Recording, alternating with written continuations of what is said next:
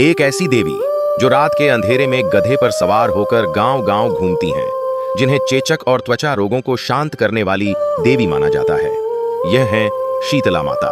पुराणों में वर्णित है कि जब दक्ष प्रजापति के यज्ञ में माता सती ने आत्मदाह किया, तब भगवान शिव के क्रोध से कई प्रकार के रोग और विकार फैलने लगे। इन भयंकर रोगों को शांत करने के लिए एक दिव्य शक्ति प्रकट हुई, शीतला माता, जिनका अर्थ ही है ठंडक देने वाली। कहा जाता है कि माता के 4 हाथ हैं।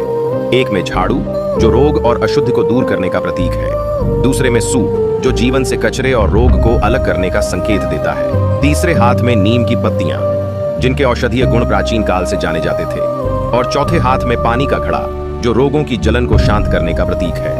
उनका वाहन गधा माना जाता है, जो इस बात का संकेत है कि देवी बिना भेदभाव के हर घर और हर गांव तक पहुंचती हैं। लोक कथाओं में एक प्रसिद्ध कथा है कि देवी शीतला एक बार देवलोक से धरती पर राजा विराट के राज्य में आईं, लेकिन राजा ने उन्हें पहचानने के बजाय राज्य में रहने से मना कर दिया।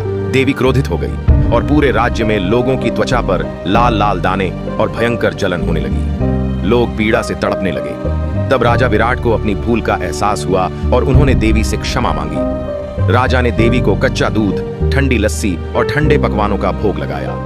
जैसे ही देवी का क्रोध शांत हुआ, वैसे ही राज्य में फैला रोग भी धीरे धीरे खत्म हो गया। तभी से यह परंपरा शुरू हुई कि शीतला माता को ठंडे पकवानों का भोग चढ़ाया जाता है। राजस्थान के मारवाड़ और मेवाड़ क्षेत्रों में आज भी शीतला सप्तमी के दिन दही, राबड़ी और बासी भोजन चढ़ाया जाता है। इस पर्व को कई जगह बसोड़ा कहा जाता है।